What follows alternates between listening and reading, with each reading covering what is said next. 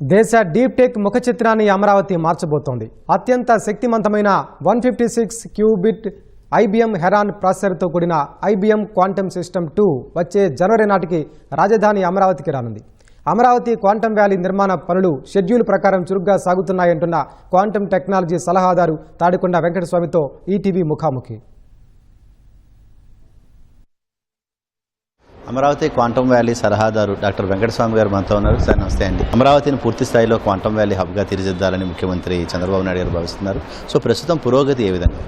చాలా అద్భుతమైన పురోగతి సాగిస్తున్నామండి. మనం ఆల్రెడీ ఒక దగ్గర ఒక 150 కంపెనీలతో మనం డిస్కషన్ చేస్తా ఉన్నాము. ఒక 30 స్టార్ట్అప్స్ ఆల్రెడీ మన దగ్గర మేధా టవర్స్ లో వర్క్ చేస్తున్నారు. ఇదే కాకుండా మన బిల్డింగ్ ఏదైతే మనం ప్లాన్ చేస్తున్నామో క్వాంటమ్ వ్యాలీ, ఇది అద్భుతమైన పురోగతిలో ఉన్నదండి. IBM సిస్టమ్ 2 మనకి ఎప్పుడైతే కన్స్ట్రక్షన్ కంప్లీట్ అవుతుందో వాళ్ళు పెడతానికి కూడా సిద్ధంగా చేస్తున్నారు. మోస్ట్లీ ఈ జనవరి 2027 కల్లా ఇవన్నీ సెట్ అవుతాయని చెప్పి ఆశిస్తున్నామండి. మేధా టవర్స్ లో QRF అనేది స్టార్ట్ చేయడం జరిగింది. దీనికి ఉన్న ప్రాధాన్యత ఏంటి సార్? ప్రధానంగా ఇది ఎలా దేనికి? సార్, ఈ క్వాంటమ్ రిఫరెన్స్ ఫెసిలిటీ వేరే దేశాల్లో కానీ ఇంకెక్కడా కానీ అసలు క్వాంటమ్ కంప్యూటర్ దగ్గరికి వెళ్తానికి వీలు పడదు. కానీ ఇది ఓపెన్ యాక్సెస్ టెస్ట్ బెడ్ అండి. అందరు స్టూడెంట్స్ వచ్చి దాన్ని చూసి దీంట్లో ఏముంది, ఈ సూపర్ కండక్టివిటీ, ఈ క్రయోజెనిక్ సిస్టమ్స్ ఏంటి, కంట్రోల్ ఎలక్ట్రానిక్స్ ఎలా అవుతున్నాయి, ఈ రీడౌట్ అంటే ఏమో చేస్తున్నారు, చివరికి మన రిజల్ట్స్ ఎలా వస్తున్నాయి. ఒక 6 క్యూబిట్ క్వాంటమ్ కంప్యూటర్ని Medha Towers, SRM university both places ఉండేయండి. ఎంతోమంది స్టూడెంట్స్ ఆల్రెడీ వస్తున్నారు. అక్కడ ఉన్న ఎక్స్పర్ట్స్ అన్ని రంగాల వాళ్ళకి ఎలా ఉపయోగపడుతుంది, ఏ ఆపర్చునిటీస్ ఆల్రెడీ ఉన్నాయి. ఎందుకంటే కొన్ని ఐటమ్స్ స్టిల్ మనం వేరే దేశాల నుంచి ఇంపోర్ట్ చేసుకుంటున్నాము. మన ముఖ్యమంత్రి గారు వీటన్నిటినీ అమరావతి క్వాంటమ్ వ్యాలీ నుంచే తయారు చేసి ఒక $500 మిలియన్ ఎక్స్పోర్ట్ చేయాలని చెప్పేసి లక్ష్యంగా పెట్టుకుని అమరావతి క్వాంటమ్ వ్యాలీ అన్ని విధాలుగా MSMEస్తో పాటు అందరితో కలిసి వర్క్ చేస్తున్నామండి. అమరావతికి రాబోతున్నటువంటి IBM తాలూకా సిస్టమ్ ఏదైతే ఉందో ఇది డీప్ టెక్ రంగాన్ని భారతదేశంలో ఎలా మార్చబోతోంది? ఇది ఎప్పటికి వచ్చే అవకాశం ఉంది?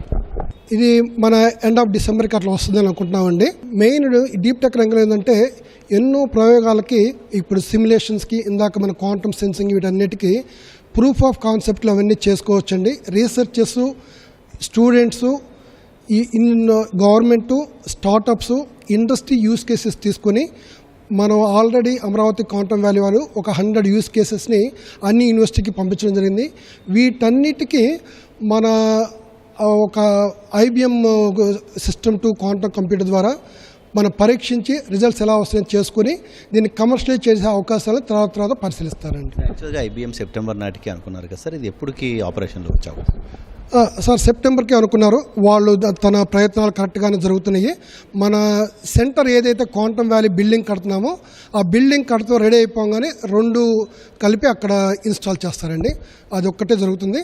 మనం దీనికి ఏమన్నా కావాలని చెప్పి అడిషనల్గా కొంచెం టైం ఇస్తున్నాం తప్ప 2 పార్టీస్ వేగవంతంగా పనులు పూర్తి చేస్తున్నాయండి. సార్, ఒకవైపు IBM, మరోవైపు TCS, మరోవైపు గవర్నమెంట్ ఈ ట్రైపార్టీ అగ్రిమెంట్తో కలిసి పనిచేస్తున్నాయి. ఇవి ఎలా పనిచేస్తున్నాయి? వీళ్ళ యాక్టివిటీ ఏ విధంగా? TCS అనేది మన యూస్ కేసెస్ ఎలా చేయాలి, ఇండస్ట్రీ ప్రాబ్లమ్స్ ఏంది, ఈ IBM క్వాంటమ్ కంప్యూటర్ వాడుకొని ఏమేమి ఇండస్ట్రీ ప్రాబ్లమ్స్ సాల్వ్ చేయాలి, ఇట్లాంటి వాటిలో బాగా సహకరిస్తుందండి. IBM వచ్చేసేసి వాళ్ళ సిస్టమ్ ప్రొవైడ్ చేస్తా, అలాగే వాళ్ళ టైం ఇస్తారండి. క్లౌడ్ యాక్సెస్ అన్నీ ఇవ్వటం జరుగుతుంది. ఏదైతే యూనివర్సిటీస్కి క్వాంటమ్ అల్గారిథమ్స్ని టెస్ట్ చేయడానికి కావాల్సిన సహాయ సహకారం అందిస్తున్నారు. ఇదే కాకుండా మన క్వాంటమ్ ఎడ్యుకేషన్లో పార్ట్లో భాగంగా IBM కూడా హెల్ప్ చేస్తున్నారు. ఈ మన ఈకో సిస్టమ్ డెవలప్మెంట్ అనేది అమరావతి క్వాంటమ్ వ్యాలీ యొక్క ప్రధాన ఉద్దేశం. అంటే ఏదో ఒక సిస్టమ్ కానీ లేకపోతే ఒక పర్టికులర్ యూజ్ కేసు లేకపోతే స్టార్టప్ అని కాదండి. అన్ని విధాలుగా యూనివర్సిటీస్లు, రీసెర్చర్సు, స్టార్టప్స్, గవర్నమెంటు, ఇండస్ట్రీ ప్లస్ ఈ ఎండ్ యూజర్స్కి ఎలా ఉపయోగపడుతుంది, ఇవి కంటిన్యూస్గా సమపాలలో అన్నీ చేసుకుంటా పురోగతి సాధిస్తున్నామండి. మరోవైపు చూస్తే రీసెంట్గా మెడిసిన్కి సంబంధించిన దాంట్లో కూడా ఒక MOU చేయడం జరిగింది. ఇది క్యాన్సర్ లాంటి వ్యాధులకు సంబంధించిన దాంట్లో ఇవి ఎలా పరిశోధన చేయబోతున్నాయి? రీసెంట్ MOUలో ప్రధాన ఉద్దేశాలు? అన్ని దేశాల్లో ఆల్రెడీ చాలా ఇన్వెస్ట్మెంట్స్ జరిగినాయి ఫార్మాసిటికల్లో. మన దేశం కూడా ఇన్వెస్ట్ చేస్తుంది. మనం ఇప్పుడు దాకా కొద్ది గొప్ప లిటిల్ బిట్ జెనరిక్స్లో ఎక్కువగా ఉన్నాము, కానీ మన ఫార్మాసిటికల్ రీసెర్చ్లో కూడా చాలా ముందుకెళ్తున్నాము.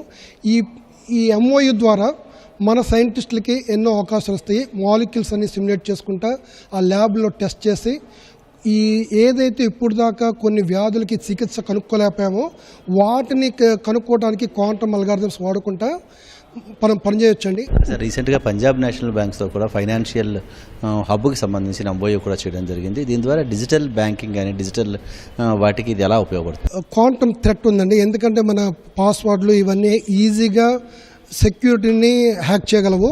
ఒకప్పుడు మనం ఏం చేసామంటే RSA అల్గారిథం బేస్తో మన సెక్యూరిటీ సిస్టమ్ అంతా ఉంది. ఇవన్నీ పోయినప్పుడు ఏమిటంటే మెయిన్గా క్రిటికల్ రంగాలైన బ్యాంకింగు, హెల్త్ కేరు, వీటికి చాలా లాజిస్టిక్స్ వీటికి ప్రాబ్లం అవుతుంది. అందుకని మన బ్యాంకింగ్ వ్యవస్థ అంతా కలిపి ఈ RSA అల్గారిథమ్స్ నుంచి కొత్త NIST అప్రూవ్ చేసిన అల్గారిథమ్స్కి మైగ్రేట్ అవడానికి మన టైం లైన్స్ పెట్టుకున్నామండి. ఎనీ క్రిటికల్ రంగాల్ని 2029 లేదా 2030 కల్లా మనం మైగ్రేట్ చేసుకోవాలి. ఇది ఎందుకు చేసుకోవాలంటే ఈవెన్ దో ఇప్పుడు క్వాంటమ్ కంప్యూటర్స్ హ్యాక్ చేసేంత రెడీగా లేకపోయినా కానీ మన ఇన్ఫర్మేషన్ అంతా తీసుకుని పెట్టేసుకుని తర్వాత క్వాంటమ్ కంప్యూటర్ వచ్చిన తర్వాత ఈ ఇన్ఫర్మేషన్ని లీక్ చేస్తారు. అందుకోసం అని చెప్పేసి ఏం చేస్తున్నామంటే దీన్ని ఈ పర్టికులర్ దాన్ని హార్వెస్ట్ నౌ డీక్రిప్ట్ లేటర్ అంటారండి. అంటే ముందు ఇన్ఫర్మేషన్ సేకరించుకొని క్వాంటమ్ వచ్చిన తర్వాత దాన్ని బ్రేక్ చేసి మన పాస్వర్డ్లు కానీ సెన్సిటివ్ ఇన్ఫర్మేషన్ అన్ని సేకరిస్తారు. దానికోసం అవాయిడ్ చేయడానికి ఇప్పుడు ప్రజెంట్కి ప్లస్ ఫ్యూచర్ క్వాంటమ్ కంప్యూటర్ వచ్చినా కానీ బ్రేక్ చేయలేని విధంగా NIST అప్రూవ్ చేసిన అల్గారిథమ్స్కి మనం మైగ్రేట్ చేస్తాము. మన పంజాబ్ నేషనల్ బ్యాంక్తో జరిగిన MOU ద్వారా ఫర్దర్గా వేరే బ్యాంకులతో కూడా వేరే ఫైనాన్షియల్స్తో అన్ని MOUలు జరిగిన తర్వాత మొత్తం దేశం మొత్తం కూడా ఒక NQM ద్వారా ఒక గైడ్లైన్స్ ద్వారా ఇవన్నీ మైగ్రేట్ అవ్వాలండి. దీనికి ఇది మొదటి మెట్టుగా నేను అనుకుంటున్నాను. క్వాంటమ్ సంబంధించి నేర్చుకున్న వాళ్ళకి అలాగే స్టార్టప్ సంబంధించిన వాళ్ళకి ఎలాంటి ఎంకరేజ్మెంట్ ఉంటుంది, వాళ్ళకి ఎలాంటి ప్రోత్సాహాలు? ఇప్పుడు మనకి క్వాంటమ్ పాలసీ ఉన్న ఏకైక స్టేట్ ఆంధ్రప్రదేశ్ అండి.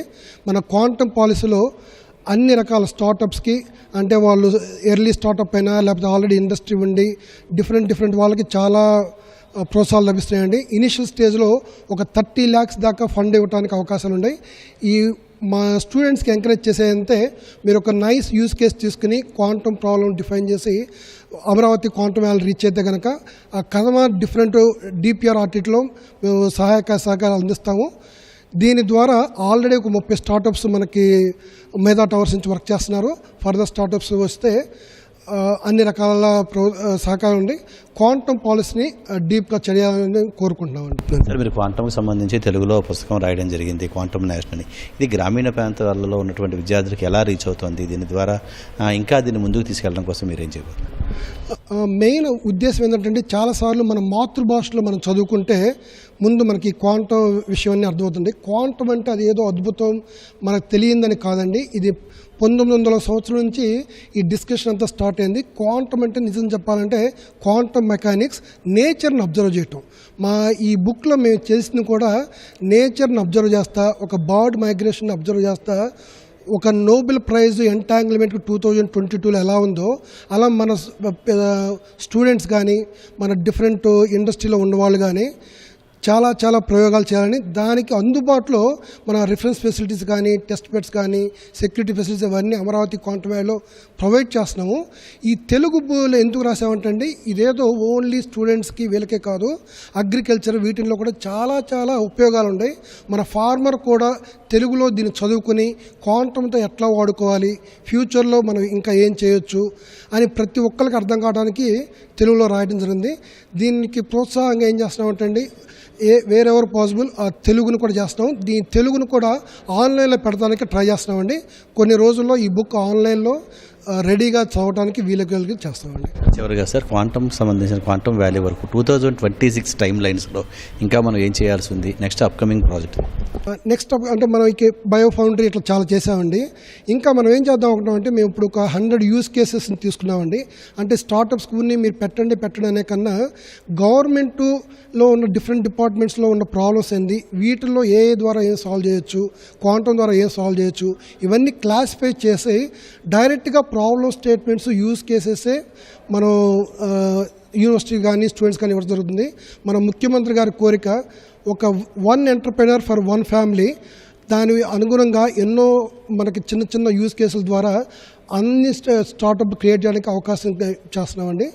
ఇది ఇంకా మరింత ముందు తీసుకెళ్ళడానికి ఇది మా నెక్స్ట్ ప్రాజెక్ట్గా ఒక క్రైటీరియా చేస్తున్నాము.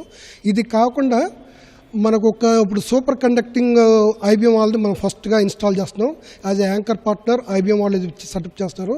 ఇది ఒక్కటే కాకుండా డిఫరెంట్ టెక్నాలజీస్ ద్వారా క్వాంటమ్ కంప్యూటర్లు చేస్తున్నారు. ఇవన్నీ మన అమరావతి క్వాంటమ్ వ్యాలీలో ఎస్టాబ్లిష్ చేసి అన్ని స్టూడెంట్స్కి దాని మీద వర్క్ చేయడానికి, పిఓసి చేయడానికి, రీసెర్చ్ చేయడానికి అవకాశాలు కల్పించడమే ఈ నెక్స్ట్ ఉద్దేశం అండి. ఇది క్వాంటమ్ వ్యాలీకి సంబంధించి ప్రస్తుతం జరుగుతున్నటువంటి పురోగతి. విజయవాడ నుంచి కెమెరామెన్ సోమేష్తో శ్రీనివాస్ మోహన్, ఈటీవీ న్యూస్.